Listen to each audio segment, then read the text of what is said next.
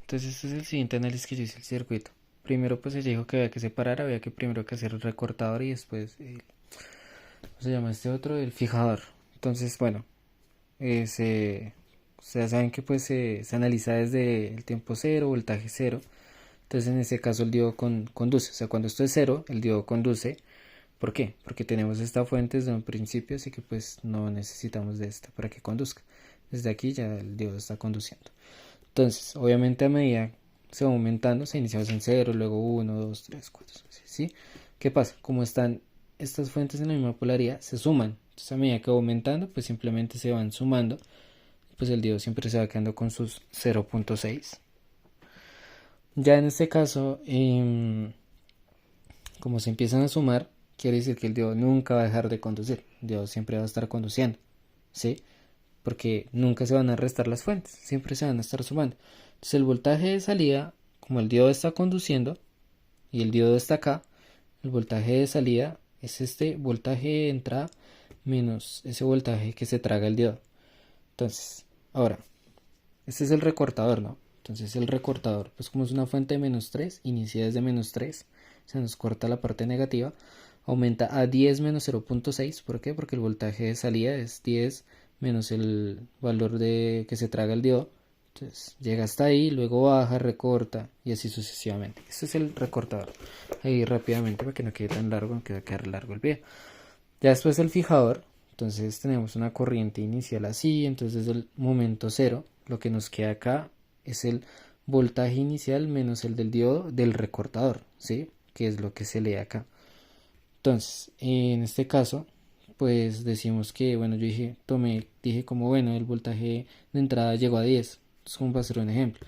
Entonces 10 menos 0.6, que es el voltaje que pues se traga este diodo, pues el voltaje que quedaría entonces ahora acá en la entrada, ¿sí? Sería, no mentiras, qué pena, me confundí, estoy hablando acá. Este voltaje es el que se traga el diodo anterior, pues queda 9.4. Entonces iniciamos con 9.4, un ejemplo. Entonces 9.4, pues como están en la misma polaridad estas fuentes, pues se suman. Pasa lo mismo que la anterior vez. Entonces el diodo conduce y el condensador se empieza a cargar a medida que vaya aumentando la fuente. Si aquí llegó la fuente con 1 voltio y se sumó con este, entonces van 2 voltios, 3, 4, sucesivamente. Entonces el condensador, la carga del condensador, pues va a ser ese voltaje inicial más 1 voltio menos ahora sí menos el voltaje que se traga de este diodo. ¿Sí? El voltaje que se va a leer a la salida, como el diodo está conduciendo hasta el momento, está conduciendo, entonces es este voltaje menos el voltaje que se traga el diodo. ¿Sí? Que en este caso pues quedaría 0.4 de este voltaje leído hasta el momento. No vayan a pensar que siempre, porque ya vamos en T1, ¿no? Entonces pasamos a 3 T cuartos. Uy, cuando llegamos a 3 T cuartos nos damos cuenta que, por ejemplo, si nuestra fuente alterna llega a 10 voltios, o sea, llega a su tope, quiere decir que se va a sumar también con la otra, como dije antes, entonces el valor total sería 11 voltios. El condensador está recibiendo una carga máxima, entonces quiere decir que el condensador va a pasar a valer 11 voltios en 3 T cuartos. ¿Qué sucede cuando pasa esto? Cuando llega a estos voltajes ya altos, va a llegar un momento en que como es alterna, la fuente va a disminuir. Entonces digamos, uy, disminuyó a 9. ¿Qué pasa? Pues que el condensador no va a sentir el mismo voltaje entrante que le está entrando, entonces se va a intentar descargar.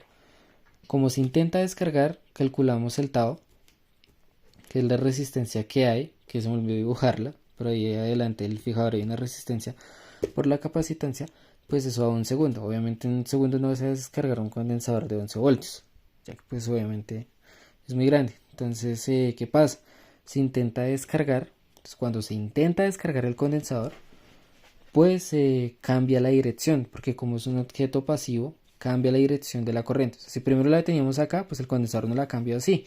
¿Qué pasa? Al cambiarla así, queda en otra polaridad y el diodo ya no va a conducir. Como el diodo no conduce, entonces vamos a empezar a tener un valor leído, que son los 11 voltios del capacitor, ¿no? Porque el diodo se desconecta. Como el diodo se desconecta, entonces subió el capacitor.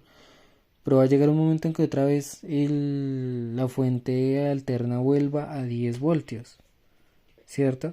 Entonces como la fuente alterna vuelve a 10 voltios, otra vez nuestro diodo va a conducir y otra vez esto, de hecho aquí se me olvidó hacerla más larga, ¿no? Esto va a bajar hasta 0.4 y ya después como la fuente vuelve a cambiar, digamos a 9 o a 8 o lo que sea, eso otra vez vuelve a subir porque se va a empezar a leer otra vez el capacitor. Acá se lee el diodo cuando conduce, acá se lee el diodo desconectado y se lee pues el capacitor, ¿sí? Entonces ya, eso sería todo. Esa es mi predicción y pues lo que da.